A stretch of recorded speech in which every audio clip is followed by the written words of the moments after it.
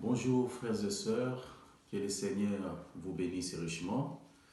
C'est vrai que pour certains, depuis le confinement, nous ne sommes pas vus physiquement, mais croyez-moi que je prie pour vous et je pense à chacun d'entre vous.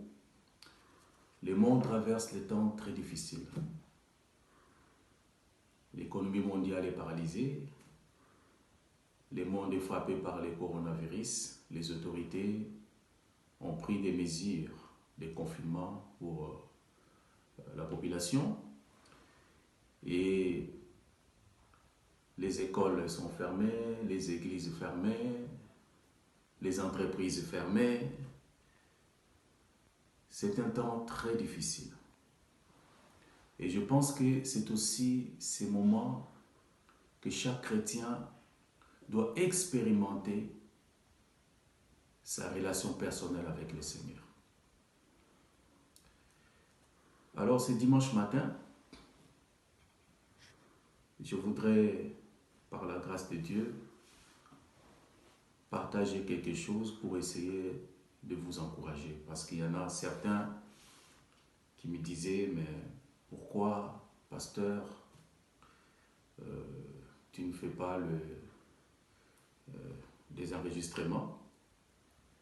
Alors je pensais faire cette première vidéo pour vous encourager et faire une petite exhortation, peut-être 15 minutes.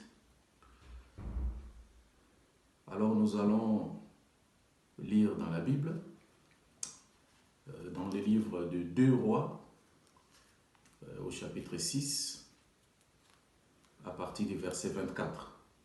Donc je vais prendre comme thème, si l'Éternel ne te sauve pas, avec quoi te sauverai-je? Si l'Éternel ne te sauve pas, avec quoi te sauverai-je?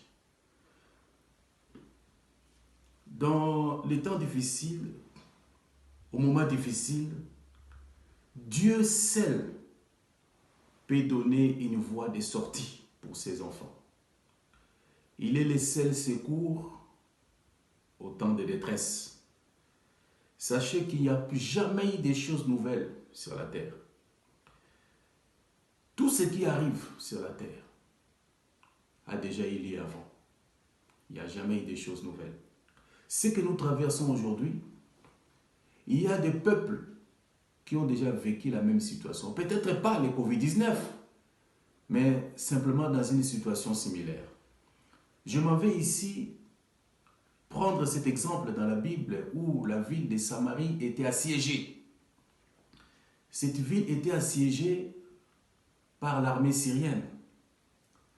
Et ce peuple-là, des Samaritains, étaient confinés comme nous aujourd'hui. Il n'y avait plus d'avions qui circulaient, il n'y avait plus de marchandises qui rentraient, l'économie était par terre, les gens étaient affamés. C'était une crise catastrophique en Samarie.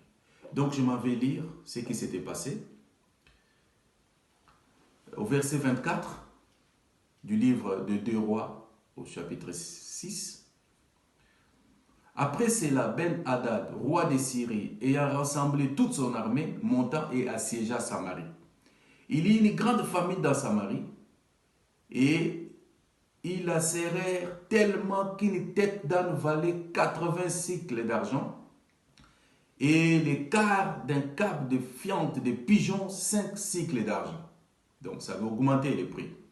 Et comme le roi passait sur la muraille, une femme lui cria, « Sauve-moi, ô roi, mon Seigneur. » Il répondit, « Si l'Éternel ne te sauve pas, avec quoi te sauverai-je? » Le roi était arrivé au bout. Le roi n'avait pas une solution pour son peuple. Alors que cette femme l'interpellait, le roi dit, « Mais si l'Éternel ne te sauve pas, avec quoi te sauverai-je?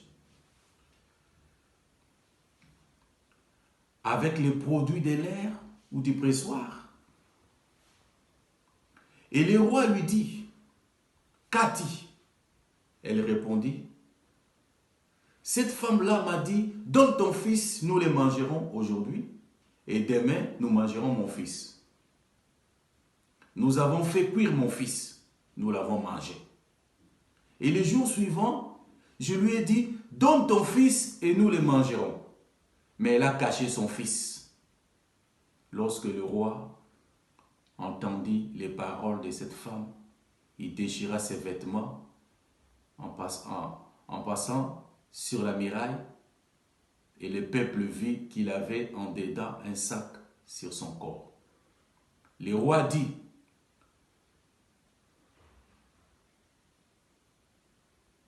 voilà, je m'arrête là pour l'instant.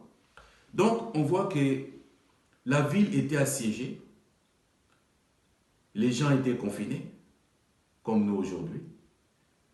Et là, ils avaient un ennemi physique, mais nous aujourd'hui, nous avons un ennemi que nous ne voyons pas. C'est un virus, on ne le voit pas.